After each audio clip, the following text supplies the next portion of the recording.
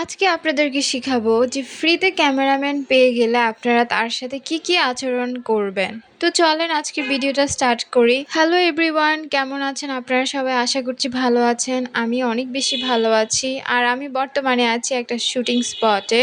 আর আজকের আমার এই শুটিং এর মেন ক্যামেরাম্যানই হচ্ছে আমার পিসাতো বোন, যে কিনা মাঝে মধ্যেই আমার ক্যামেরাম্যান হয়ে থাকে। আর ওকে পেলে আমি যেভাবে পারি যেমন পারি ভিডিও ফটো সবকিছু করে নেই। তো এই যে দেখছেন আমার ভিডিও করার মাঝখানে হুট করে মামুনি চলে আসাতে আমি ওকে কাজে লাগিয়ে দিলাম, মানে পুরা উঠিয়ে ঘোরানো স্টার্ট করলাম। যদিও ও ভয় পেয়েছে, তারপর ওকে ছেড়ে দিলাম। আমার এই ভিডিওগুলো আপনারা তো দেখেছেনই, যেগুলো আমি স্লোমো করে রিলসে আপলোড করেছি। তারপরে চলেন শুটিং করতে করতে অনেক বেশি টায়ার্ড, যার কারণে এখন চলে আসলাম মার কাছে। মাকে বললাম যে মা, আমাকে আচারের বক্সটা তাড়াতাড়ি দাও, আমার আর সহ্য হচ্ছে না, কারণ এখনই আমি আচার টেস্ট করব।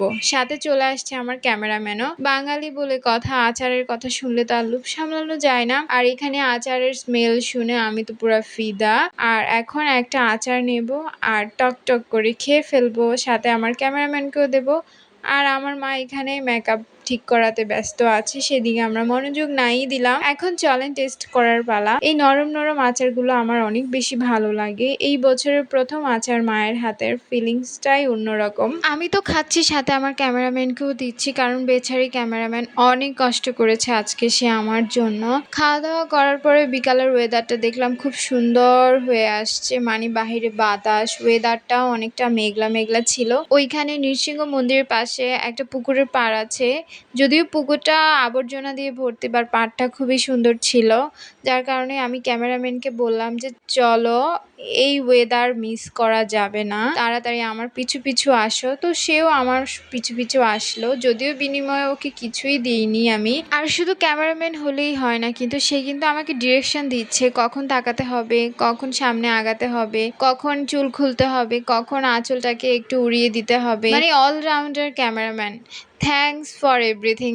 মানে স্বর্ণালীকে, সে মাঝে মধ্যে আমার ক্যামেরাম্যান হয় যখন সে আমার পাশে থাকে বা আমরা কোথাও একসাথে যাই, যার কারণে আমিও খুব মন খুলে ভিডিও করতে পারি, যেগুলো আমি আপনাদের সাথে শেয়ার করতে পারি। যেহেতু আমাদের সবারই খাওয়া দাওয়া কমপ্লিট হয়ে গেছে, এখন যে যার যার মতো ঘোরাফেরা করছে। একটু পরেই আমরা বাসায় চলে যাব। বৃষ্টি আসবে মনে হচ্ছে, আর আসলে খুব জোরে সুরে আসবে। আমার মা বাবা অলরেডি চলে গেছে। ওয়েদারটা দেখে খুবই ভালো লাগছিল, যার কারণে কিছুক্ষণ রয়ে গেলাম। ভাবছি যে পিসিমণিদের সাথে একসাথে ব্যাক করবো, ওরা বাসায় চলে যাবে, আমরা আমাদের বাসায়। তো আজকের মতো এতটুকুই, টাটা।